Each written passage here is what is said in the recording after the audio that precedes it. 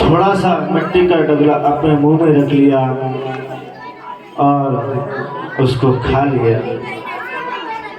जैसे ही ग्वाल वालों ने देखा तो उन्होंने मैया से शिकायत की कि मैया तेरे लाला ने मिट्टी खाई है। तो मैया लाठी लेके आई तो भगवान बालकृष्ण कहते हैं मेरे मुंह में माटी तो मैया के हाथ में लाठी, अब तो मार पड़ेगी मुझे। तो मैया को जब मैया ने पूछा कि लाला तूने माटी खाई, कि नहीं मैया मैंने माटी नहीं खाई। लाला सब ग्वाल वाल तो कह रहे हैं तूने माटी खाई, कि मैया मैंने माटी नहीं खाई। सब ग्वाल वाल झूठ बोल रहे हैं। क्या अच्छा लाला सब ग्वाल वाल झूठे और तू ही राजा हरिश्चंद्र है, तू ही सच्चो है। तो गोपाल जी कहते हैं कि मैया मेरे मुंह में देख ले। कि लाला सुझाव तो अच्छे दो, फाड़ मुंह। तो जैसे अपना मुंह फाड़ा भगवान ने तो उसमें समस्त चराचर दिखाई दिया। बड़े बड़े पर्वत, नदी, तालाब, गंगा आदि नदियां, समस्त चराचर दिखाई दिया। तो माता हाथ जोड़ कर कहने लगी कि तू तो साक्षात भगवान है।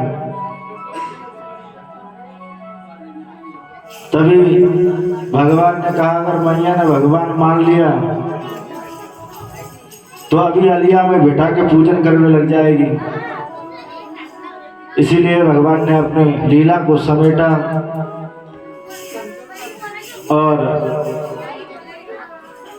मैया मैया कहने लगे।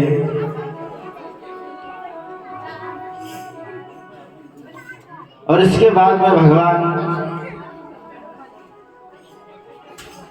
एक दिन दिवाली का समय आया और माता ने बढ़िया बढ़िया पकवान बनाए गोपाल जी के लिए। और माता जी माँ यशोदा गोपाल जी को दूध पिलाने लगी। तो गोपाल जी ने कहा मैया एक बात पूछूं तो से। तो मैया ने कहा नहीं नहीं बेटा 10 पूछ ले। मैया तो ये दूध प्यारो लगे कि पूत? नहीं बेटा मुझे पूत प्यारो लगे। अच्छा मैया भगवान प्रसन्न हो गए। थोड़ी देर बाद मैया को याद आया कि चूल्हे पे दूध रखा है। तो मैया भगवान को वहीं पर रखकर दूध उतारने चली गई। भगवान ने विचार किया अभी तो मैया कह रही थी कि मुझे दूध से ज्यादा पूत प्यारा है, दूध के चक्कर में मुझे धरती पे पटक दिया।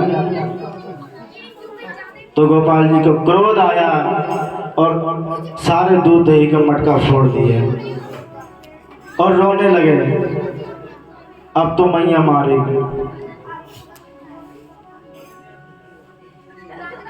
तो जब मैया ने देखा कि सारे मटका फूटे हुए हैं तो मैया को क्रोध आ गया कि गोपियां सही कहती थी, पहले तो दूसरे के घर का माखन और मटकी फोड़ता था, आज तो खुद के घर का ही फोड़ दिया इसने। अगर इसको सजा नहीं दूंगी तो यह सुधरेगा नहीं। तो मैया भगवान बालकृष्ण के पीछे लाठी लेकर दौड़ी। जब बहुत देर हो गई दौड़ते दौड़ते तो मैया कहती है लल्ला मैं थक गई, आजा बेटा पकड़ में आजा नहीं तो तुझे बहुत मारूंगी। तो भगवान कहते हैं मारेगी इसीलिए तो भाग रहा हूं। तो मैया कहती आजा लल्ला नहीं मारूंगी तो तो भगवान कहते हैं तो फिर ये लाठी काय को ले रखी हाथ में, ले ये लाठी फेंक दी। तो भगवान कहते हैं मैया फिर भी डर लग रहा तो उसे। तो माता यशोदा कहती है आजा बेटा, नहीं मारूंगी तो मैया कहा करेगी, आजा बेटा तेरी पूजा करूंगी। अच्छा मैया पूजा करेगी मेरी। तो भगवान अनजान शिशु की भांति माता के पास पहुंचे और माता ने उन्हें पकड़ लिया। पकड़ने के बाद में मैया ने कहा बहुत शैतानी करने लग गया है। तो पास में एक उखल पड़ा था और एक रस्सी का टुकड़ा लिया और उस रस्सी से उस उखल से भगवान को बांधने लगी। जैसे ही बांधते 2 अंगुल छोटा पड़ जाता, दूसरी रस्सी जोड़ लेती फिर भी छोटा पड़ जाता। मैया को बड़ा आश्चर्य हुआ। महाराज जो सकल चराचर के मनुष्य को भवबंधन से मुक्त कर दे उसको कोई एक साधारण रस्सी से बांध सकता है क्या? उसको तो प्रेम की रस्सी चाहिए। जब मैया थक गई तब भगवान बंधे हैं उगल से और मैया कहती है अब बंधा रहे दिन भर। तो पास में यमलार्जुन के 2 वृक्ष थे। तो वहां पर भगवान ने उस उगल को फंसाया और जो ही झटका दिया और वो दोनों पेड़ गिर गए धड़ाम। जो 2 पेड़ खड़े थे ना यमलार्जुन के, वो दोनों ही टूट गए एक झटके में। और उसमें से 2 दिव्य पुरुष उत्पन्न हुए और भगवान से प्रार्थना की कि भगवान आपने अच्छा किया जो हमें श्राप मुक्त कर दिया। भगवान हम पूर्व जन्म के मणिकुंवर और नलग्रीव नाम के गंधर्व थे। नारद जी ने हमें श्राप दिया था, इसलिए हम वृक्ष बन गए हैं और आपने हमारे मुक्ति कर दी। भगवान को उगल से बांधने का से ही इनका नाम दामोदर पड़ गया।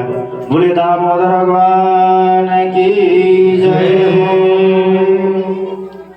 इसके बाद में जो ही नंद बाबा को पता चला कि मेरे लल्ला पे बार बार संकट आ रहा है, तो उन्होंने विचार किया कि ये नगर ही छोड़ दें। तो नंद बाबा ने मीटिंग बुलाई और नंदों को बुलाया, ग्वाल वालों को बुलाया और विचार किया कहाँ चले।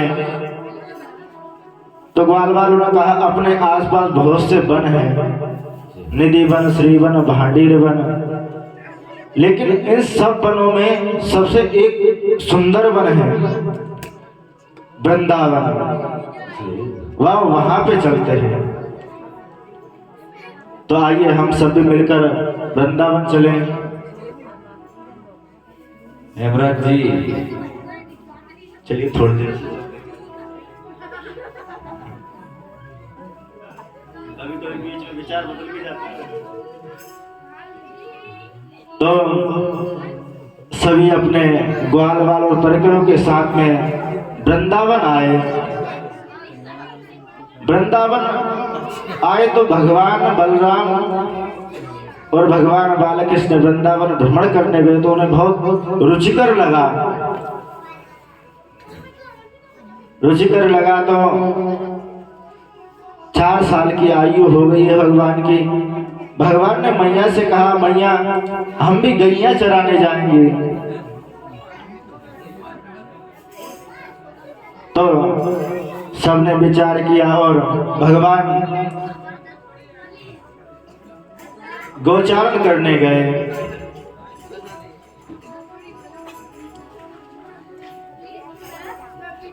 तो मैया ने कहा कि तुम अभी बाल शिशुओं को चराने जाओ, जो बछड़ा है ना गौ माता के, उनको चराने जाओ। तो भगवान उनको चराने गए। इधर बत्सासुर नाम राक्षस का उद्धार किया। इतने में पूतना का भाई बकासुर आ गया और भगवान को निगल गया। भगवान ने अपने तेजाग्नि को प्रकट किया तो बकासुर को कष्ट होने लगा, तो भगवान को उसने उगल दिया। तभी भगवान ने उसकी चोंच पकड़कर उसके दो फफाड़ कर उसका गोविंदाय नमो नमः कर दिया। बोले बाल कृष्ण भगवान की जय। इसके बाद भगवान लुक्का छुपी खेलने के लिए वन में गए। तो भगवान ने कहा तुम सब छुप जाओ, मैं तुम्हें ढूंढूंगा। तो ऐसा ही तो खेल भगवान हमारे के साथ खेल रहे हैं। भगवान ने कहा दो भ्राता हैं, मतलब दो मित्र हैं, आत्मा और परमात्मा। दोनों ने कहा एक दिन चलो हम लुका छुपी खेलते हैं, कि ठीक है भैया। तो भगवान ने आत्मा से कहा पहले तुम छुप जाओ, मैं तुम्हें ढूंढूंगा। तो आत्मा हम सब में छुप गई। भगवान एक एक को ढूंढ रहे हैं और पकड़ रहे हैं। फिर भगवान ने कहा अब तुम छुपो, मैं ढूंढता हूं।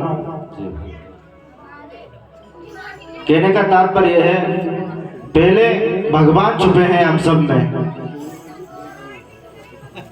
कि तुम मुझे ढूंढो, लेकिन हम भगवान को ढूंढ नहीं पा रहे हैं। जबकि भगवान प्रत्येक जीव के अंदर विराजमान है, उनको हम ढूंढ नहीं पा रहे हैं। फिर भगवान ने कहा अब तुम छुपो, मैं ढूंढता हूं। तो हम सब प्रलय काल में भगवान के अंदर ही छुप गए और भगवान ने एक एक ढूंढ कर वापस जन्म दे दिया। इसी प्रकार सब ग्वाल वालों ने देखा कि बड़ी गुफा है सुंदर, कि चलो इस गुफा में चलते हैं। जबकि वे गुफा नहीं थी, अगासुर अपना मुंह फाड़कर बैठा हुआ था। तो उसमें जाने लगे। जैसे ही उसमें प्रवेश किया तो ग्वाल वालों ने कहा कि ये सड़क तो अच्छी गुदगुदी बना रखी है, बिल्कुल मुलायम सड़क है। थोड़े आगे बढ़े तो दांत दिखे उसके। तो ग्वाल वालों ने कहा ये खूंटे कैसे गाड़ रखे हैं? तो दूसरा बोले अरे संत महात्मा तपस्या करते होंगे इसके अंदर, तो उनका नियम होगा कि जो भी अंदर आएगा खूंटों पे अपना सामान टांग के जाएगा। तो थोड़ा थोड़ा और आगे बढ़े, थोड़ी दुर्गंध सी आने लगी। तो फिर कहा ये बदबू कैसी आ रही है? तो दूसरा बोल उठा अरे वो सैकड़ों महात्मा होंगे एक साथ प्राणायाम कर रहे होंगे तो हवा छूट रही होगी। धीरे धीरे अंदर चले गए। अगासुर के विष के कारण सब बेहोश हो गए। इधर भगवान पीछे से बुला रहे हैं, क्योंकि भगवान को पता चल गया था कि ये कोई गुफा नहीं, ये अगासुर है। लेकिन भगवान ने बहुत पुकारा, लेकिन ग्वाल वालों ने सुना नहीं। तब भगवान ने विचार किया कि अब मुझे ही अंदर जाना चाहिए। तब भगवान अंदर गए तो उसने मुंह बंद कर लिया और भगवान उसके ब्रह्मरंध्र के यहाँ नासिका द्वार के यहाँ बैठ गए और उसका सांस लेना बंद हो गया। वह तड़पड़ा कर उसका ब्रह्मरंध्र फट गया और उसका भी गोविंदाय नमो नमः हो गया। बोले बालकृष्ण भगवान की जय हो। चलिए भगवान पहले ही पहुंच गए थे, लेकिन हम सब अपने मन और वाणी से अब वृंदावन पहुंचते हैं। सबरे को दिल में बसा कर तो देखो, एक बार वृंदावन में जाकर तो देखो, एक बार वृंदावन में जाकर तो देखो। थोड़ी ताली की सेवा किया करो, हमारी किस्मत में लगा हुआ ताला खुल जाए ताले बजाने से। बसा कर तो देखो,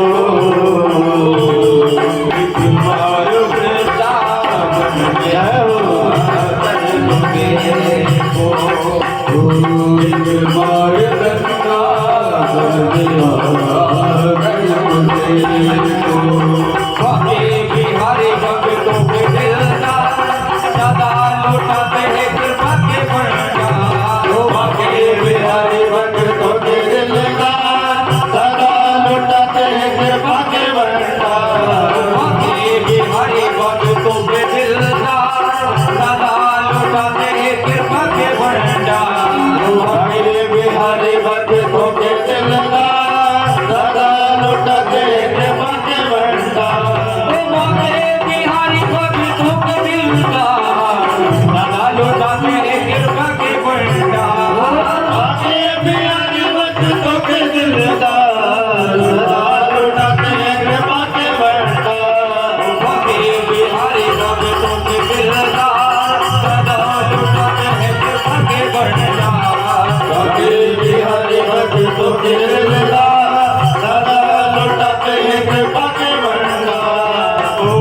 सबरे को दिल में बसा कर तो देखो, एक बार वृंदावन में कर तो देखो, एक बार वृंदावन में कर तो देखो।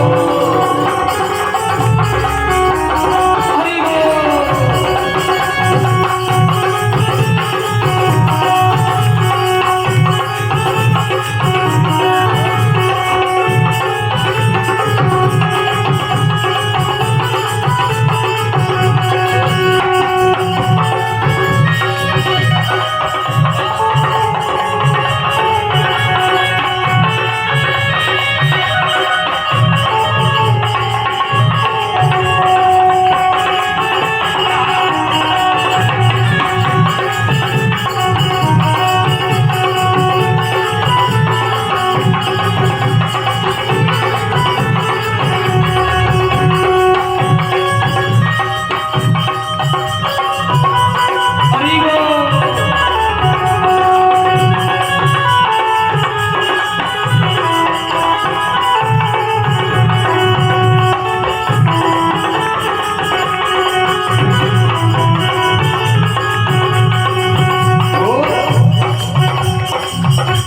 वीरान जैसे दिल दर को जा, वीरान जैसे दिल दर को जा, वीरान जैसे दिल दर को जा, वीरान जैसे दिल दर को जा। प्याला जहर का अमृत बनाया, प्याला जहर का अमृत बनाया। ओ प्याला जहर का अमृत बनाया, ओ प्याला जहर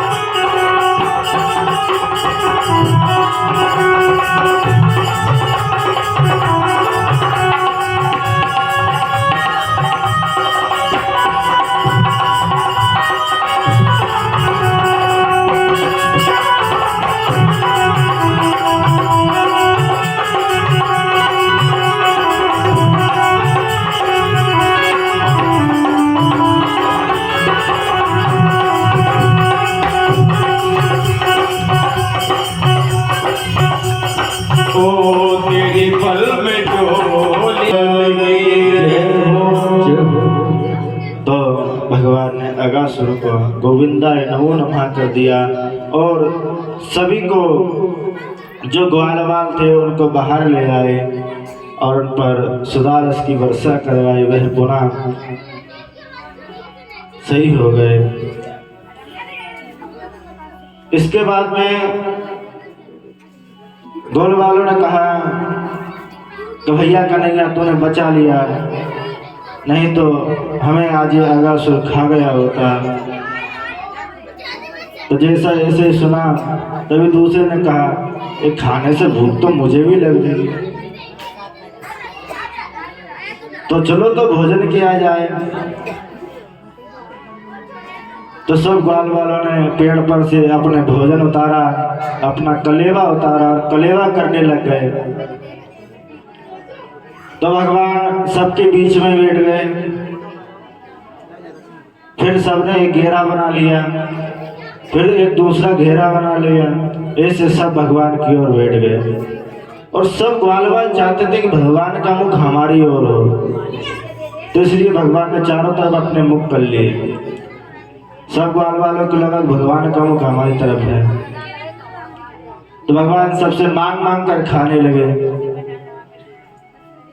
तो एक सका लड्डू लाया था, तो उसने आधा खा लिया और कहा कान्हा ये लड्डू बहुत अच्छा लग रहा है, ले तू भी चाख। तो भगवान ने वह लड्डू खाया। सबसे भगवान ने अचार मांग के खाया। तो यह सिर्फ दृश्य ब्रह्मा जी देख रहे थे। तो उन्होंने विचार किया यह कैसा नारायण है जो मांग मांग के खा रहा है और सबका झूठन खा रहा है, इसमें भगवत्ता तो कहीं है ही नहीं। तो इसी विचार से जो गाय के बछड़े चर रहे थे ना, उनको चुरो लिया। तो भगवान ने दूर तक देखा वे बच्चे कहीं नहीं दिखे। तो भगवान ने एक टुकड़ा तो अपने मुंह में रखा, एक हाथ में रखा और बच्चों को ढूंढने चले गए। जब दूर तक ढूंढ आए कहीं नहीं मिले, तो इसी अवसर पे इधर ग्वाल वालों को चुरोहित कर लिया ब्रह्मा जी ने।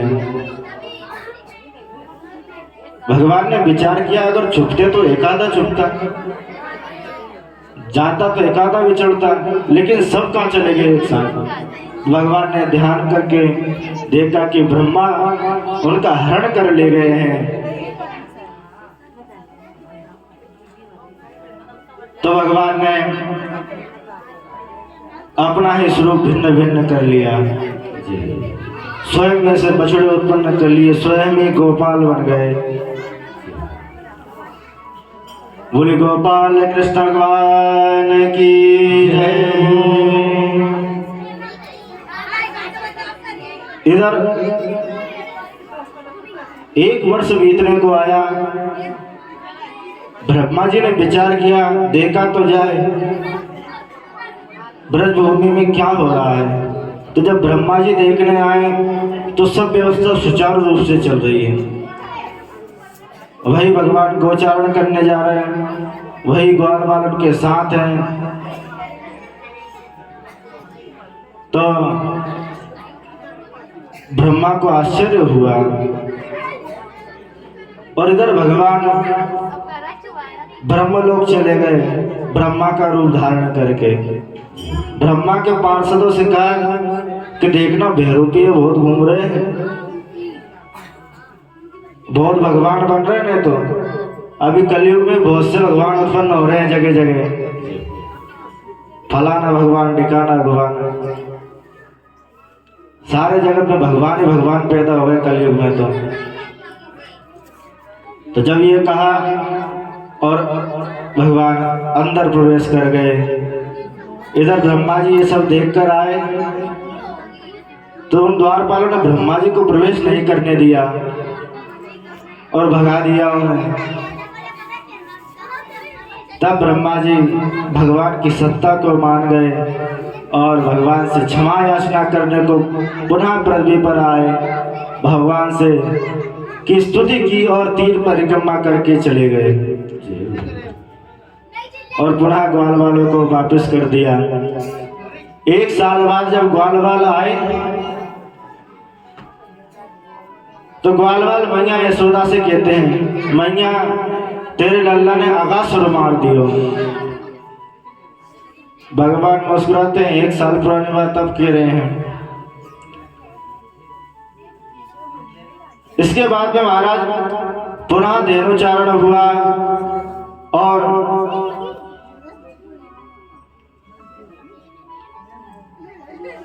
बलराम जी ने धेनुकासुर का उद्धार किया। जब धेनुकासुर को मारकर बलराम जी घर आए तब कान्हा ने कहा, मैया आज तो तेरे लल्ला ने दाऊ जी ने गदा मार दियो। तो दाऊ जी खींचने लगे तो कान्हा ने कहा, बोले ग्वाल वालों से पूछ ले मैया। तो ग्वालों ने भी कहा, हाँ मैया आज तो दाऊ जी ने गधा मार दियो। तो दाऊ जी रोज कर कहने लगे, आज के बाद तेरे साथ मैं गैया चराने नहीं जाऊंगा। ये तो भगवान की लीला थी, क्योंकि भगवान कालिया नाग का मान मर्दन करना चाहते थे। क्योंकि अब दाऊ जी अगर साथ में जाते तो अपने जाति को भगवान को मारता हुआ देख उन्हें भी क्रोध आता। इसीलिए भगवान ने लीला की ताकि उस दिन दाऊ जी साथ ही न जाए। तो मैया ने कहा, बेटा तू कल मत जाना, तेरा जन्मदिन है, बढ़िया धूमधाम से जन्मदिन मनाएंगे। तो ऐसा ही हुआ। भगवान जब गोचारण करने गए तो उन्होंने देखा कि जो गैया थी ना वे यमुना जल पीकर मृत्यु को प्राप्त हो रही है। तो भगवान को बड़ा क्रोध आया और भगवान ने यमुना में छलांग मार दी। ये तो कह रही है भागवत, लेकिन कुछ साधु संत पौराणिक लोग क्या कह रहे हैं कि भगवान वहां पे गेंद खेलने गए थे।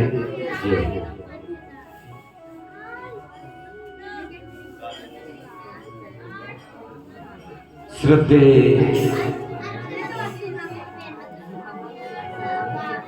काली देव के लन आयो री मेरो बारो सो कन्हैया।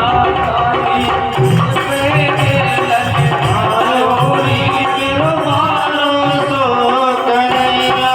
काली देव के लन आयो री मेरो बारो सो कन्हैया। काली देव के लन आयो री मेरो बारो सो कन्हैया। काली देव के लन आयो री मेरो बारो सो कन्हैया।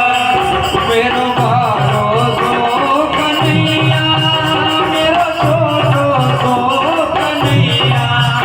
मेरो बारो सो कन्हैया, मेरो छोटो सो कन्हैया। ओ मेरो बारो सो कन्हैया, मेरो छोटो सो कन्हैया। मेरो बारो सो कन्हैया, मेरो छोटो सो कन्हैया। काली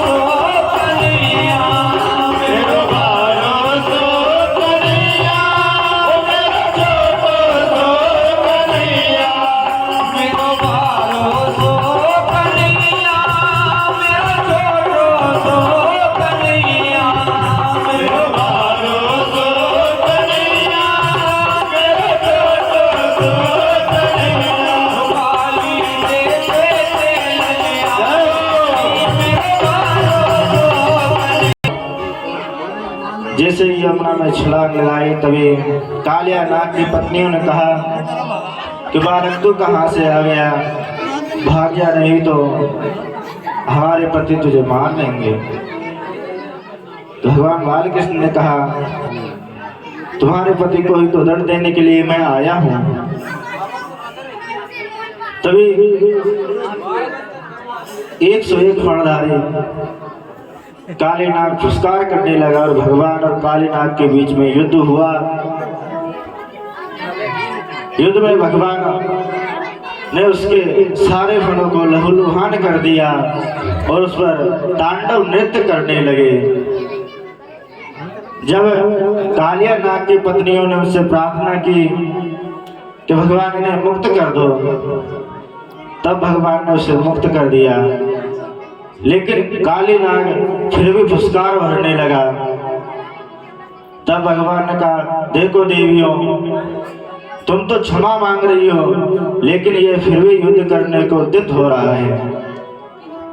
तभी काली नाग ने कहा कि भगवान सकल चराचर आपने बनाया है कि हाँ मैंने बनाया है, तो हमको भी आपने बनाया कि हाँ मैंने बनाया है, तो विष भी आपने दिया कि हाँ मैंने दिया है, तो जो आपने दिया वही तो हम आपको दे रहे हैं। तो भगवान ने कहा तो फिर तुम्हें एक लोक भी तो दिया है, उसमें जाके रहो।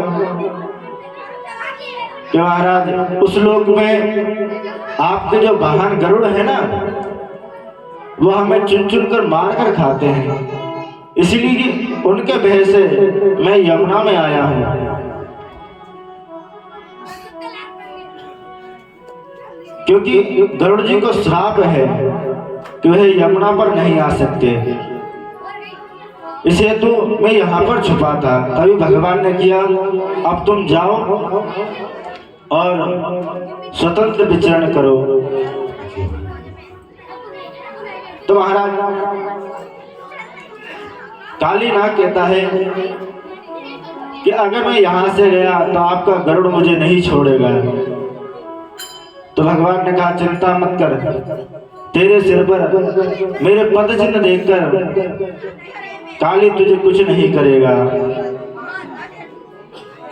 तभी भगवान ने काली को वहां से भेज दिया और भगवान काली मर्दन भगवान बन गए। बोले काली मर्दन भगवान की जय। इसके बाद में दावासुर नामक एक दैत्य आया जिसने चारों तरफ हाहाकार मचा दिया और भगवान ने उस दावाग्नि का पान कर लिया, उसका भी गोविंदाय नमो नमः कर दिया। इसके बाद में शरद ऋतु का वर्णन आता है और उसके बाद में चीरहरण आता है। सभी गोपियां कात्यायनी व्रत करने के लिए स्नान कर रही थी सरोवर में और अपने वस्त्रों को बाहर रख रखा था और भगवान ने विचार किया कि ये तो जल देवता का अपमान है, इसलिए उन्होंने उनके समस्त वस्त्रों को चोहित कर लिया। जब गोपियों ने देखा कि वस्त्र नहीं है तो वे घबराने लगी, कहीं कोई उठा तो नहीं ले गया। तभी कदम पर बैठे हुए भगवान बालकृष्ण दिख गए उन्हें और उनसे कहा कान्हा हमारे वस्त्र लौटा दे। तो भगवान ने कहा जैसे गई थी वैसे वापस आ जाओ। तो भगवान ने कहा, तो गोपियों ने कहा कि पहले कोई नहीं था इसलिए हम चली गई थी। किसने कहा कोई नहीं था? चंद्रमा तो देख रहे थे, जलदेव तो देख रहे थे, आपको इस अवस्था में नहीं जाना चाहिए था। बहुत ज्ञान उपदेश दिया। उसके बाद में कहा देवियों में तुम्हारा मनोरथ जानता हूं, इसीलिए आगामी भविष्य में तुम्हारा मनोरथ अवश्य सिद्ध करूंगा। भगवान ने इसी समय समस्त गोपियों को रास का न्योता दे दिया। यहाँ पे जो गोपियां थी ना, वही रास में अधिकारी बनी थी रासलीला की। इसके बाद महाराज दिवाली का समय आया और बढ़िया धूमधाम से मैया पकवान बना रही थी नाना भांति। तो बालकृष्ण ने पूछा, मैया आज कहाँ है, काहे इतनी तैयारी कर रही हो? तो मैया ने कहा, आज जेजे है। मैया जेजे कहाँ होती है कि जा अपने बाबा से पूछ। तो भगवान बालकृष्ण बाबा के पास गए और पूछा, बाबा ये जेजे कहाँ होती है? तो बाबा ने कहा कि हम इंद्र की पूजा करेंगे। कि बाबा इंद्र की पूजा क्यों करेंगे? कि इंद्र की पूजा से वह हमें बरसात देगा, हमारी फसल होगी। तो बाबा आधे गांव के कल्ले और आधे नहीं करे तो क्या बरसात नहीं होगी? तो बाबा कहते हैं, लल्ला ये तो मुझे मालूम नहीं। तो बाबा इंद्र की पूजा काय को करें? इंद्र तो एक सेवक है ना भगवान का, तो भगवान की सेवा करनी चाहिए। ऐसे करके दिवाली निकल गई और जिसके बाद सबने विचार किया किसी न किसी की तो पूजा करनी चाहिए। तो नंद बाबा ने सभा बुलवाई और कान्हा से पूछा, कान्हा तू ही बता किसका पूजन करें? तो भगवान बालकृष्ण ने कहा, ये जो है ना हमारे गोवर्धन महाराज, इनका पूजन करेंगे क्योंकि ये हमें फल देते हैं, ताजी ताजी हवा देते हैं और हमारी गायों के लिए घास देते हैं, तो इनकी पूजन करेंगे। अच्छा चलो तो फिर गोवर्धन की पूजा करने चलते हैं। सभी को लेकर गोवर्धन की पूजन की। तो महाराज सभी ग्वाल वालों ने कहा, कान्हा हमें पूजन करना तो नहीं आता। तो उन्होंने कहा कि जैसे जैसे मैं बता रहा हूँ ना, मैं बोल रहा हूँ वैसा वैसा करो। अच्छा ठीक है, क्या करें? तो भगवान ने कहा जल से स्नान कराओ। तो भर भर के मटका ले आए और हजारों मटका उड़ेल दिए गोवर्धन महाराज, लेकिन उनकी एक मूंछों नहीं गीली हुई। तो सब ग्वाल वालों ने कहा कि कन्हैया यहाँ की तो एक मूछ भी गीली नहीं हुई है। तो उन्होंने कहा चिंता मत करो।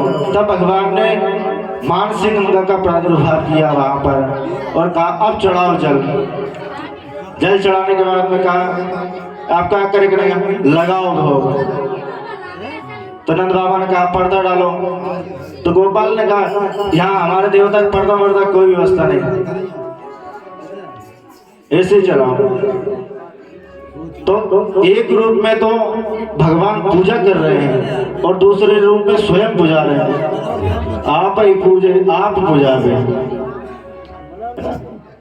और भगवान गोवर्धन ने कहा लाओ भक्तों भोग। जैसे भोग लगाया तो थाल के थाल सटकने लगे, ग्वाल वाल कहने लगे कान्हा थोड़ा बहुत हमारे लाने बचेगो कि नहीं बचेगो, कि सारो ही गटक जाएगा। तो गोपाल ने कृष्ण का बचेगा और इस प्रकार गोवर्धन भगवान का पूजन हो गया। इधर इंद्र ने विचार किया कि ब्रजवासियों ने हर वर्ष मेरी यज्ञ करते थे, पूजा करते थे, लेकिन इस बार नहीं किया। तो दूतों को भेजा और देखा कि गोवर्धन की पूजा भगवान ने करवाई है। तो दूत इंद्र के पास पहुंचे तो कहा भगवान आपका पत्ता कट। कि क्यों? अरे गोकुल में एक नया देव उत्पन्न हो गया और जो नंद का लाला है ना कृष्ण, वह उस देवता की पूजन करवा रहा है। तो इंद्र ने क्रोध में भरकर अनाप शनाप गालियां दी भगवान को। इसके बाद मेघदूतों को कहा जाओ मूसलाधार बरसात कर दो। तो जैसे बरसात होने लगी उसके बाद में समस्त ग्रामवासी ब्रजवासी भगवान श्री कृष्ण के पास पहुंचे और कहा लाला अब तू ही बचा, तूने तेरे देवता की पूजन करवाई थी। तो भगवान ने कहा चलो मेरे देवता के पास।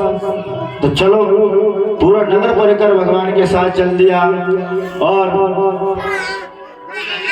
भगवान ने कहा कि मेरे देवता से बात हो गई है कि अगर ज्यादा बारिश हो ना तो सब मुझे छाता बना लेना। तो ग्वालवाल का बात कर रहा है लाला, ये तो बड़ो गोवर्धन पर्वत का छाता बनाएगा। तब भगवान ने अपने हस्त पर गोवर्धन उठाया।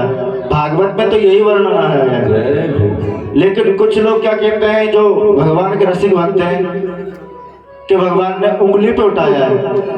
अब इससे और महान बात सुनिए कि वृंदावनवासी कहते हैं नख पर उठाया, मात्र नाखून पर उठा लिया भगवान ने गोवर्धन पर्वत को। चलिए आप हम सभी मिलकर गोवर्धन का पूजन करें और भगवान गोवर्धन की परिक्रमा करें।